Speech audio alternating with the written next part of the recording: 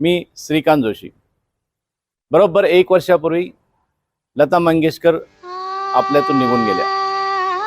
लताजींच्या अंत्ययात्रेत ABP माझानी अत्यंत सुंदर गाणं त्या क्षणी लावलं। गाण्याचे बोल होते, अखेरचा हा तुला दंडवत।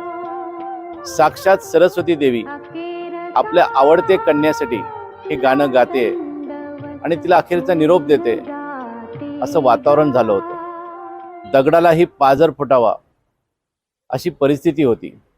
सगळं जग हेलावून गेलं होतं। लता दीदींनी कायमचा निरोप घेतला। आज तब्बल 1 वर्ष पूर्ण होते। दुर्दैवाने संगीत विद्यापीठाची स्थापना होऊ शकली नाही।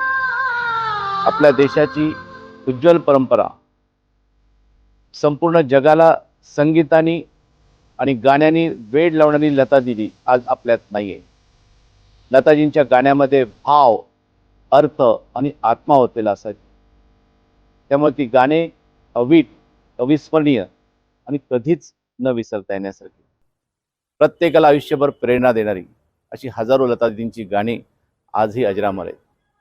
पण लता दीदींना खरी श्रद्धांजली तेव्हाच होईल की जेव्हा हजारो सांस्कृतिक परकीय आक्रमणातून सुद्धा टिकून राहणारं व भारतीय कलेला उत्तेजन देणारं एखादं अभिजात भारतीय संगीताचं विद्यापीठ स्थापना होईल। तीच खरी लताजींना श्रद्धांजली। सरकारला नाही जमलं तरी समाज मिळून करूया। संगीतज्ञ, संगीतातले रसिक आणि संगीताची उपासना करणारे सरस्वती पुत्र आणि त्यांच्या मुली, सरस्वती देवीच्या कन्या, सगळे मिळून आपण संगीताची पुन्हा एकदा एक जबरदस्त विद्यापीठाची निर्मिती करूया। हीच खरी लताजींना आदरांजली। धन्यवाद।